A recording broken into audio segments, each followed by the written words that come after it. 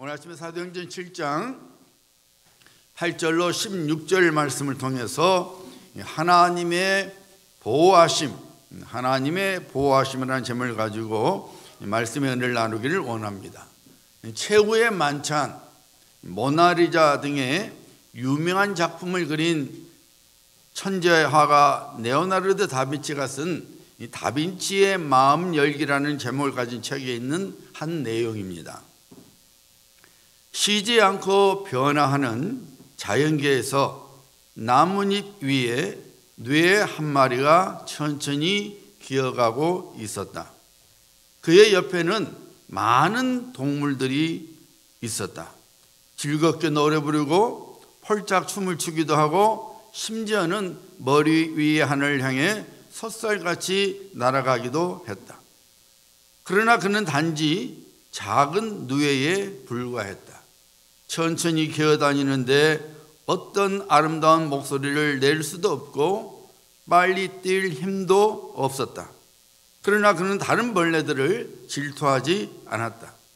자신이 단지 작은 애벌레에 불과하다는 사실을 알고 있었기 때문이다. 그는 열심히 실을 뽑아 나무 위에 튼튼한 집을 지었다. 그러나 모든 것은 여전히 변하지 않았다. 그는 여전히 천천히 기어다녔고 그 밖에 대부분의 시간은 집에서 기다렸다. 그는 약간 조급한 마음이 들어 자신에게 물었다. 내일부터는 어떻게 하지? 하늘에서 갑자기 대답이 들렸다. 인내하고 기다리거라. 누에는 그 말을 믿고 꿈속에 빠졌다. 하루하루 지나가고 그가 깨어났을 때는 모든 것이 갑자기 변해버렸다. 그는 더 이상 과거의 모습이 아니었다. 천천히 기어다니지도 않았고 사람들이 혐오스러워 하는 누에의 모습이 아니었다. 푸른 하늘을 멀리 날아갈 수 있는 오색찬란한 날개를 가지게 되었다. 지금 그는 자신의 새로운 이름에 자신감이 생겼다. 그 이름은 나비였다. 우리 인생을 가만히 살펴보면 영락없이 이 다빈치가 쓴 우화 속에 누에와 같다는 생각을 하게 되지요. 우리 주변을 둘러보면 다들 폴짝폴짝 뛰어다니거나 혹은 훨훨 이리저리로 날아다니는데 나만 엉거주춤 기어다니는 신세 같다는 생각이 들게 됩니다. 남들은 저마다의 색깔로 신나는 노래를 불러대는데 나는 소리조차도 내지 못하는 꼴이어서 저절로 한숨을 쉴 수밖에 없는 나약한 나 자신의 모습을 보기도 합니다. 그런데 누에는 질투하지 않았습니다. 대신에 자신의 꽁무니에서 나오는 실을 뽑아 집을 지었습니다. 자신을 지은 하나님의 섭리에 자신을 맡기고 조용히 기다렸습니다. 하나님의 정한 시간이 이르니 그는 더 이상 애벌레가 아니라 아름다운 나비가 되어서 훨훨 날아다니며 아름다운 꽃을 즐기는 삶을 살게 됩니다. 하나님께서는 이 나비를 통해서 우리들에게 메시지를 주고 있죠. 그 메시지는 무엇입니까? 소망을 품고 살아가라는 것입니다. 왜냐하면 우리 모두는 하나님의 보호하심 속에 있기 때문이라는 것입니다. 우리 예수님께서 이 진리를 분명히 선포하셨죠. 마태복음 6장 30절 말씀이죠. 오늘 있다가 내일 아궁이에 던져지는 들풀도 하나님이 이렇게 입히시거든 하물며 너희일까 보냐 믿음이 작은 자들아. 하나님께서 공중에 나는 새를 기르시고 들의 백합화를 자라게 하십니다. 그렇다면 모든 피조물 중에 가장 걸작품인 우리를 하나님께서 어찌 돌보시지 않겠습니까? 더욱이 값으로 매길 수 없는 예수 그리스도의 보혈로 우리를 구원시켜 주시고 하나님의 자녀로 삼아 주셨으니 어떻게 하나님께서 우리를 보호해 주시지 않을 수가 있겠느냐 그 말입니다. 우리는 그리스도의 피로 씻음을 받아 하나님의 자녀가 됐으니 우리 역시 값으로 매길 수 없는 존재인 것을 분명히 깨닫고 살아가야 합니다. 하나님의 눈에는 우리보다 더 소중한 것이 없습니다. 그래서 하나님께서는 우리를 보호해 주시기를 기뻐하십니다. 하나님의 자녀에 대한 하나님의 보호하심이 어떠한지를 스데반의 설교를 통해서 우리는 알 수가 있어요. 자, 오늘 본문 말씀 9절과 10절 보시길 바랍니다.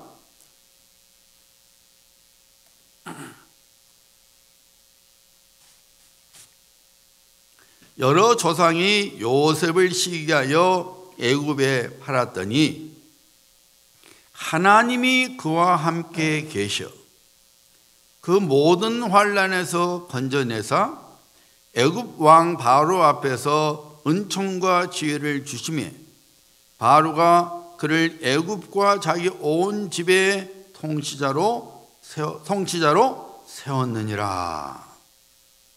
스데반은 하나님의 백성의 삶을 증거를 삼아서 하나님께서 그의 구원의 경륜과 섭리를 어떻게 펼쳐나가신지를 설교했죠. 첫 번째 인물이 지난주일에 우리가 살펴봤던 아브라함이었습니다.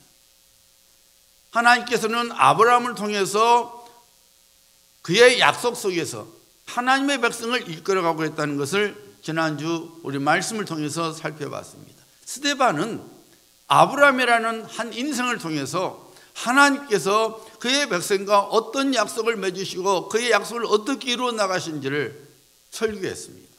자, 오늘은 스데반이 요셉을 통해서 하나님께서 하나님의 백성을 어떻게 보호해 주시는지를 설교해 주고 있습니다. 우리에게 보여주고 있는 것입니다.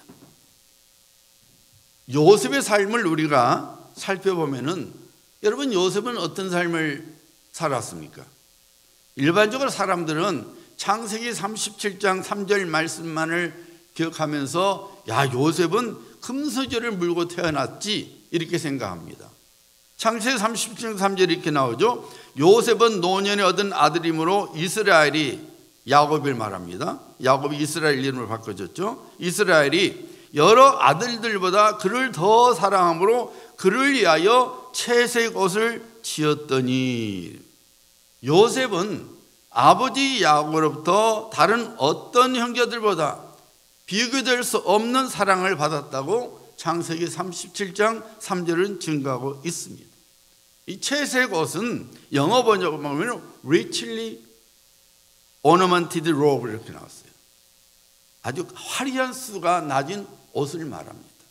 쉽게 말씀드리면은 다른 형제들은, 요셉의 형들은 그냥 무명옷, 허스름한 옷, 보통 평복을 입었다면은 이 요셉은 아주 비싼 이 비단 옷을 입었다 그 말입니다.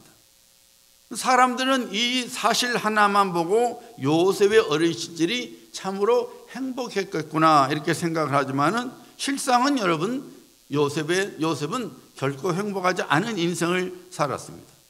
우선 요셉은 어머니를 일찍 여겼어요.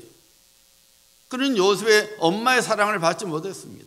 여러분, 어린아이에게 가장 필요한 것은 엄마의 사랑이죠. 하지만 요셉은 엄마의 사랑을 받지 못했습니다.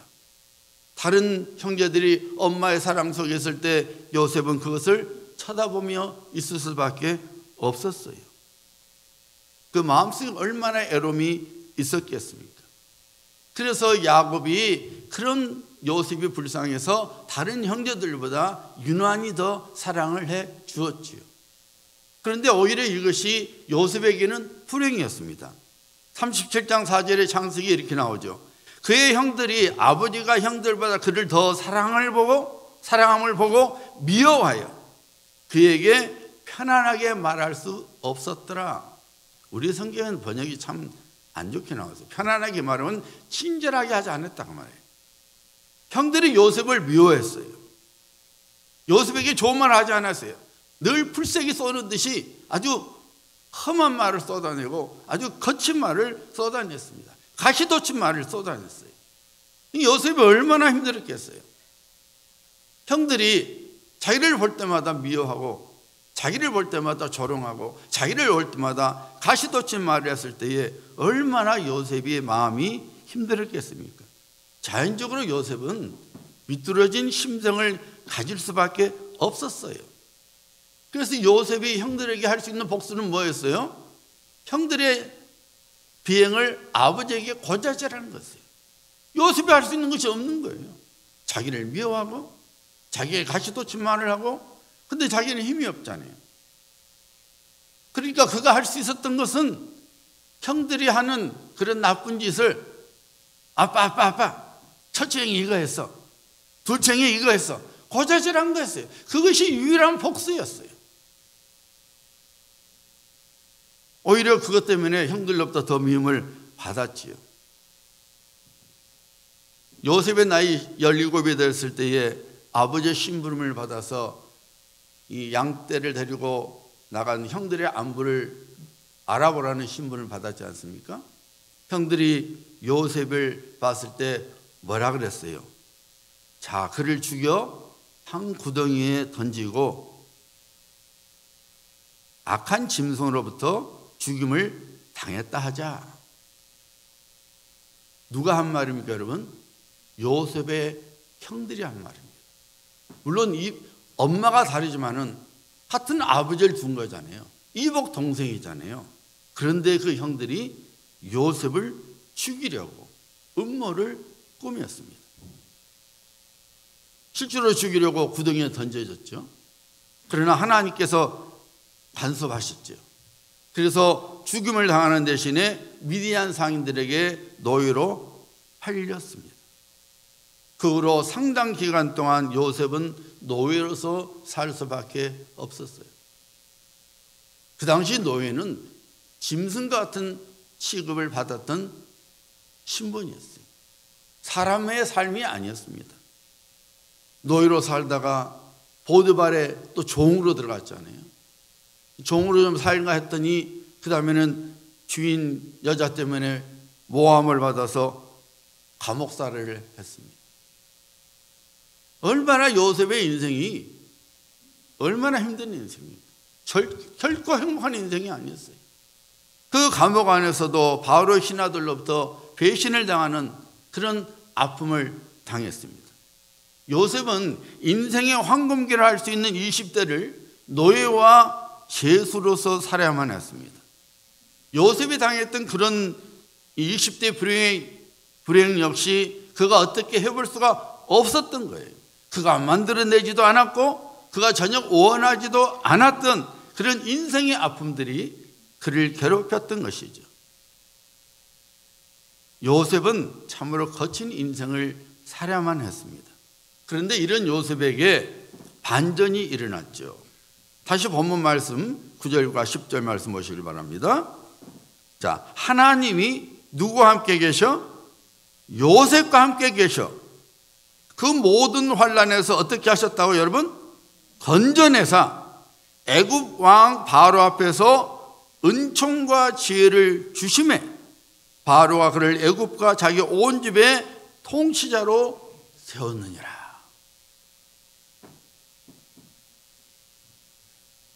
우리는 창세기에 나오는 요셉의 인생을 읽어보면은 요셉의 나이 30세에 당시 최강국이었던 애굽의 제2인자가 되어서 나라를 통치했을 뿐만 아니라 자신의 가문은 물론 식량난으로 죽을 수밖에 없었던 수많은 사람들을 건져내는 위대한 인물이 되었습니다.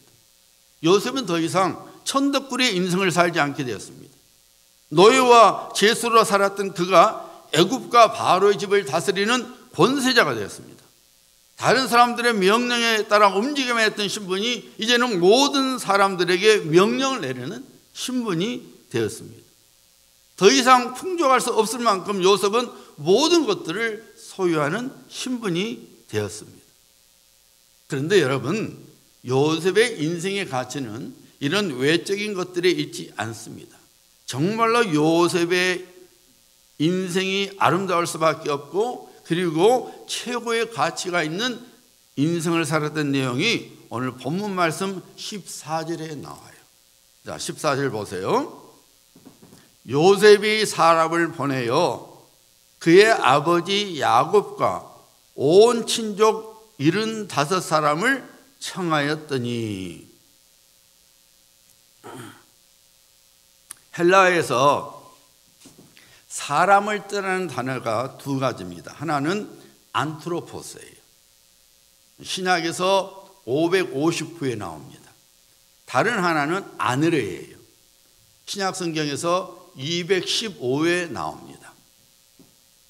그런데 스데반이 오늘 14절 말씀 설교 중에서 75사람을 청하였더니 이렇게 할 때 이 사람이라는 단어를 안드로포스 혹은 아네르란 말을 쓰지 않았어요.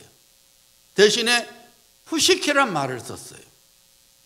푸시케란 말은 영혼, 목숨이라는 의미예요. 그러니까 75 영혼을 청하였더니 75 목숨을 청하였더니 그 말이에요. 이 말은 여러분 무슨 말이에요, 여러분? 요셉이 권력자가 되어서 이제는 인생 성공을 누리는 그런 사람이 된 것이 아니라 야곱과 그의 자녀들을 초청했는데 그것을 표현할 때에 영혼을 불러들였다, 목숨을 불러들였다는 것입니다. 하나님의 뜻대로 하나님의 섭리 가운데서 요셉은 누군가의 영혼과 생명을 책임지는 하나님의 구원의 도구가 되는 인생을 살았음을 스데반이 그의 설교를 통하여 증거하고 있는 거예요.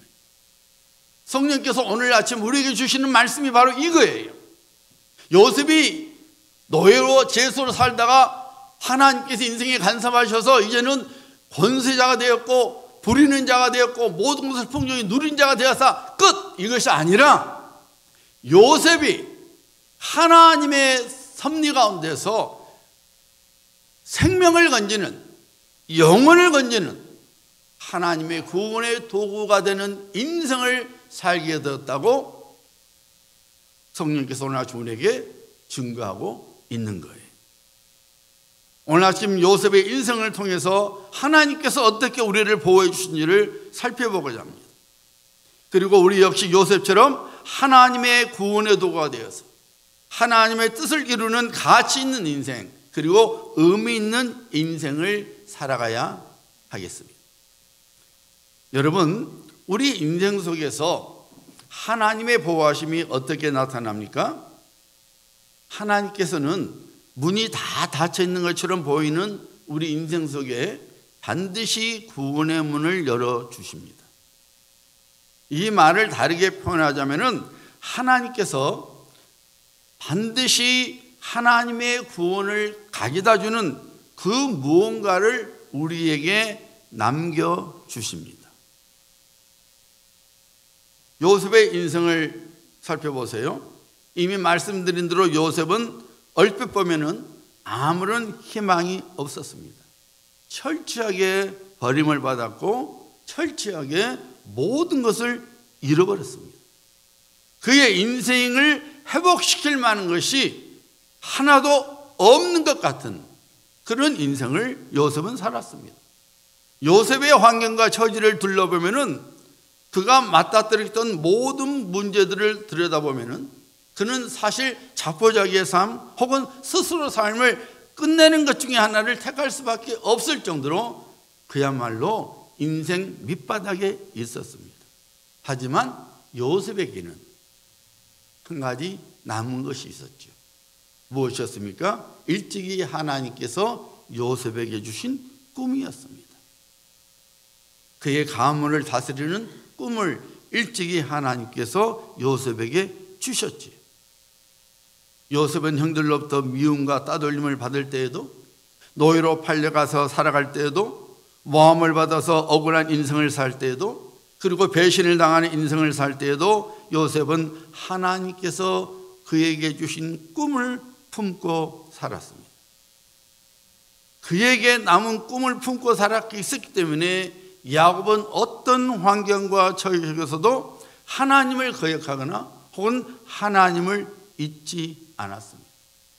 노예로 살아갈 때에도, 죄수로서 살아갈 때도, 배신을 당했을 때도, 그리고 바로 앞에 섰을 때에도 요셉은 그에게 주신 하나님의 꿈을 품고 살아왔기 때문에 하나님을 하나님 되게 했고 하나님을 떠나지 않았습니다. 늘 하나님과 동행하는 삶을 살았습니다. 오늘날 많은 사람들이 불행하다고 혹은 억울하다고 생각하여 불평과 원망의 삶을 살아가는 것은 남아있는 것에 초점을 맞추지 않고 잃어버렸거나 혹은 없는 것에 초점을 맞추고 살아가기 때문이에요.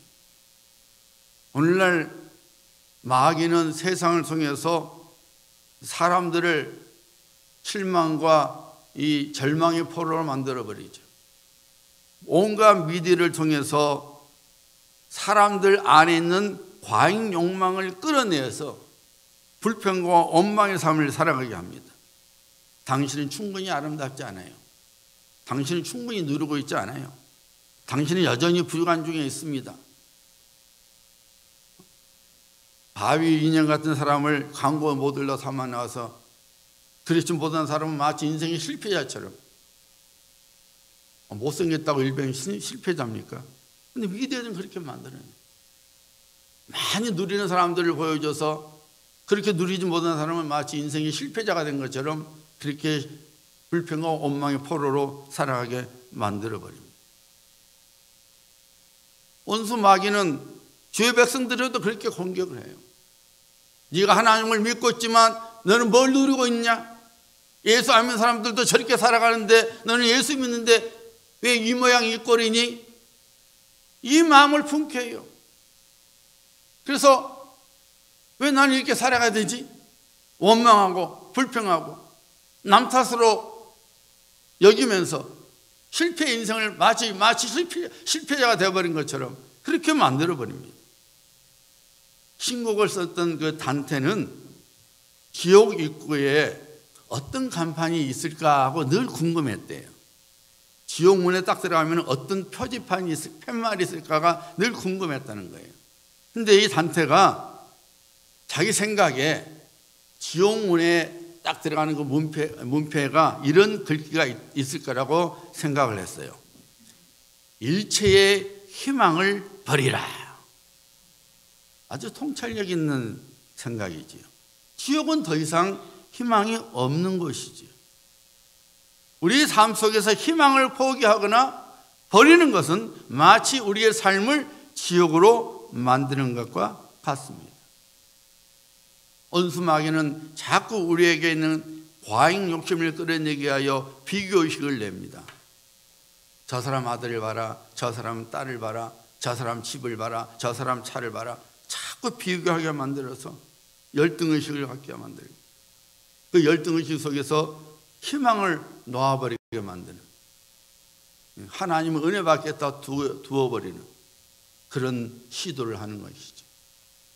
사랑하는 여러분, 하나님께서는 우리에게 없는 것으로 역사하시는 것이 아니라 우리에게 아직 남아있는 것으로 그의 구원을 펼쳐나가십니다.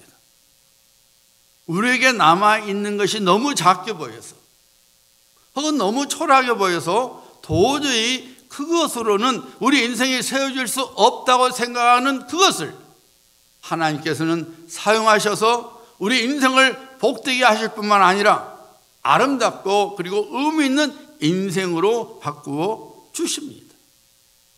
여러분, 생가부 누색에 있는 것이 무엇이었어요? 사실 누색에는 도움이 될 만한 것이 하나도 없었습니다. 그녀는 철저히 빈털터리 인생이었죠. 절망할 수밖에 없었던 환경이었습니다. 그럼에도 불구하고 룻은 남편이 없다고, 곡식을 거둘 밭이 없다고, 자기 도울 사람이 없다고 원망하지 않았습니다. 불평하지 않았습니다. 자기 인생을 포기하지 않았습니다. 룻에게 남아있는 것은 하나님을 믿는 신앙과 시어머니 나오미였습니다. 사실 여러분, 시어머니 나오미도 과부였기 때문에 룻에게는 시어머니 나오미는 도움이 아니라 허기였어요. 인생이 허기였잖아요. 자기가 봉양해야 할, 어떻게 생각하면 짐이었잖아요. 그런데 여러분 보세요. 나오미가 이삭을 줍는 신분에서 그 밭에 안중이 될 수 있었던 것은 누구 덕분이었습니까? 나오미 덕분이었습니다. 나오미의 며느리였기 때문에 보아스와 만나서 그 보아스의 아내가 되었고, 그래서 결국은 그 밭에 안중이 되었을 뿐만 아니라 메시아의 족보에 오르는 복된 인생이 되었어요.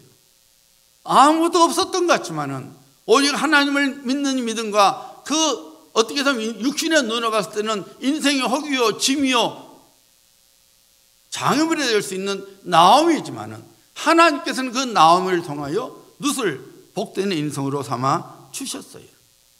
여러분, 엘리야 선지자가 극정한 가문 속에서 어떻게 살 수 있었습니까? 사르밧 과부를 통해서 살게 했습니다. 사르밧 과부에게 뭐가 있었어요?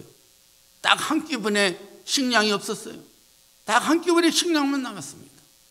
이왕 구원해 주시려면은, 이왕 살려 주시려면은 부자한테 보내주시지, 한 끼분이 없는 그 과부에게 하나님께서 엘리야 선지자를 보냈어요.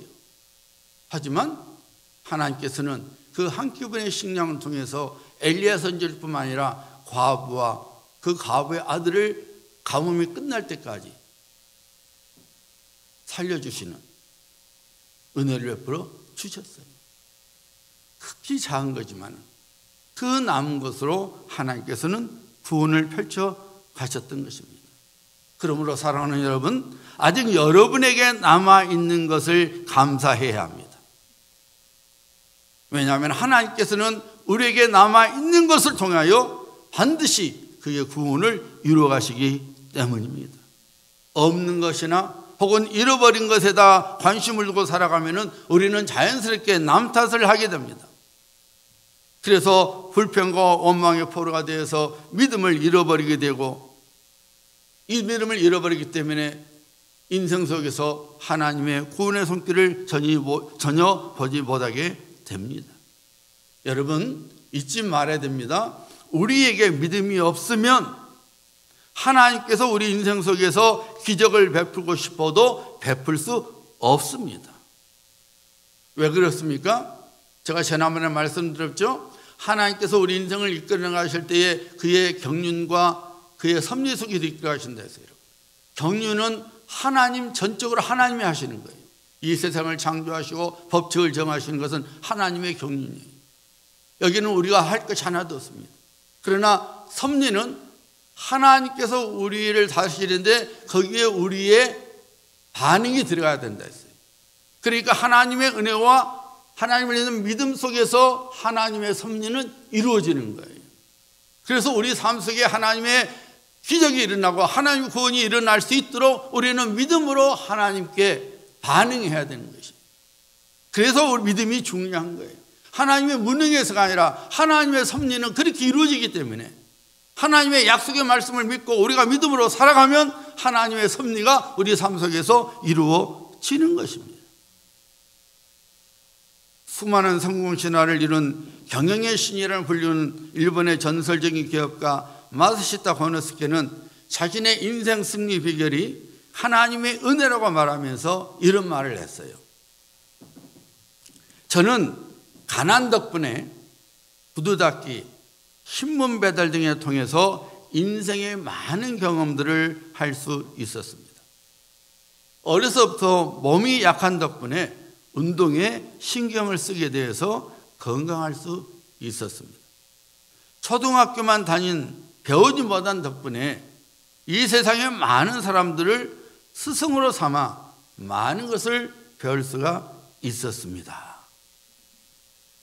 다른 사람들은 가난 탓에, 못 배운 탓에, 그리고 건강하지 못한 탓에 내 인생이 요 모양 요 꼴이라고 불평을 하지만 마사시타 고노스케는 오히려 가난 때문에, 오히려 몸이 연약한 것 때문에, 오히려 배우지 못한 덕분에 하나님의 은혜 가운데서 성공적인 인생을 살 수 있었다고 말했던 것이죠. 그가 유명한 말들을 많이 남겼는데요. 그 중에 이런 것이 있어요. 지옥과 수도원의 차이는 감사가 있고 없고의 차이입니다. 마르시다 고노스케는 자신에게 없는 것을 탓하지 않았어요. 불평하지 않았습니다. 오히려 그는 하나님께서 그에게 남겨진 것을 붙잡았습니다. 하나님께서 자기 자신을 보호하실 것을 믿고 배우지 못했지만은, 건강하지 못했지만은, 그리고 가난했지만 자신의 인생을 열심히 살았습니다. 하나님께서 가난과 무지와 연약한 건강을 통해서 고노스케를 경영의 신으로 우뚝 세워 주셨습니다. 사랑하는 여러분, 제자들이 언제 예수님께서 하나님의 아들이시요 천지를 다스리시는 왕이신 것을 알았습니까? 그들이 갈릴리 바다 한가운데서 풍랑을 만나 뱃속에 물이 차 침몰할 때였어요. 절체절명의 이게 순간에 그들은 그들과 함께 하신 예수님을 통해서 구원을 받았을 뿐만 아니라 예수님께서 하나님이셨던 것을 깨닫게 될 수 있었습니다. 이스라엘 백성들이 어떻게 가나안 땅을 차지하게 되었습니까? 하나님께서 제3의 인물 혹은 다른 민족을 통해서 이스라엘 백성들에게 가나안 땅을 주셨습니까? 아니지요. 자신들의 눈에 보기에도 메뚜기 같다고 여겼던 이스라엘 백성들을 사용하셨어요. 하나님께서 그들과 함께 하셔서 가나안 땅을 하나님의 약속의 기업으로 이스라엘 백성들에게 주셨습니다. 요셉은 기가 막힌 인생 속에 있었죠. 마치 깊은 웅덩이에 빠져버린 것 같은 그런 인생을 살았습니다. 하지만 그는 하나님을 놓지 않았습니다.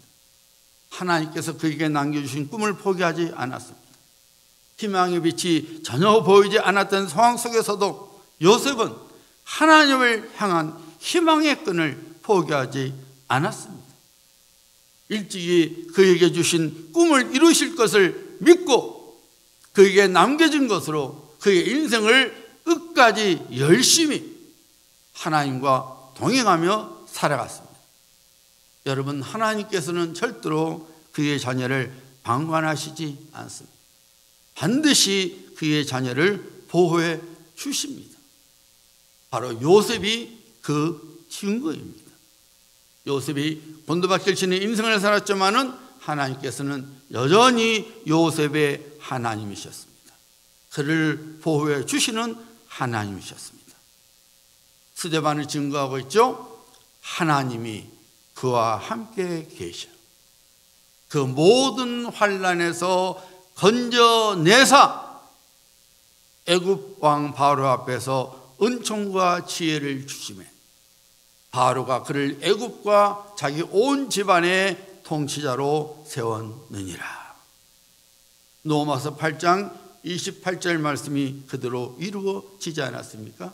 우리가 알거니와 하나님을 사랑하는 자 곧 그 뜻대로 부르심을 입은 자들에게는 모든 것이 합력하여 선을 이루느니라. 사랑하는 성도님들, 하나님의 자녀는 결코 망하지 않습니다. 하나님의 자녀는 결코 실패로 끝나지 않습니다. 하나님의 자녀의 인생은 반드시 회복이 됩니다. 하나님의 약속이 이루어지는 복된 인생으로 반드시 세워집니다. 왜 그렇습니까? 우리 하나님께서는 우리를 보호해 주시기 때문입니다. 우리는 하나님의 보호하심 속에서 날마다 살아가고 있음을 잊지 말아야 합니다. 인생 중에 어려움을 만날 수 있습니다. 넘어질 수 있습니다. 도저히 일어설 수 있는 힘이 없을 것 같은 그런 절박한 삶 속에 있을 때도 있습니다. 하지만 여러분 잊지 마셔야 됩니다. 하나님께서는 여전히 우리에게 무언가를 주셨어요. 그것을 통해서 하나님 반드시 구원을 이루어 나가십니다. 세상 것이 아무것도 없어도 우리에게 있는 것은 하나님을 믿는 믿음 그것만 있으면, 아무 것이 없는 것 같아도 하나님께서는 그 믿음을 통하여 우리를 이렇게 세워 주십니다. 일찍이 여러분에게 성령의 감동 속에서 하나님의 말씀을 통해서 여러분에게 주신 약속을 붙잡아야 됩니다. 이 세상 환경을 바라보지 말고 살아계시고 모든 것을 능히 이루시는 하나님의 약속의 말씀을 믿어야 합니다. 나를 하나님의 자녀로 삼아주신 하나님의 그 긍휼하심을 믿어야 합니다. 우리가 이 믿음으로 살아가면, 이 믿음으로 하나님과 동행하고 하나님께 소망을 두고 우리 인생을 열심히 살아가면 하나님께서 요셉을 세워주신 것처럼 우리를 세워주십니다. 우리 인생만 세워주신 것이 아니라 다른 사람의 누군가의 생명과 영혼을 건지게 만드는 하나님의 구원의 도구로 쓰임받게 하십니다. 이미 여러분 하나님의 은혜 속에서 누리고 있습니까? 그렇다면 왜 하나님께서 여러분에게 그런 복을 주셨는지를 잘 살펴봐야 합니다. 누군가의 생명을 건지게 하여, 누군가의 영혼을 건지게 하여 하나님의 구원의 도구로 하나님께서 은혜를 베풀어 주셨다는 것을 믿고 하나님의 선한 일에 힘쓰시는 성도님들이 되셔야 합니다. 하나님, 우리를 보호해 주시는 하나님이십니다. 이 믿음으로 살아가셔서 하나님의 구원을 이루어 나가시는, 하나님의 뜻을 이루어 나가시는 복된 성도님들 되시기를 예수님의 이름으로 축복합니다.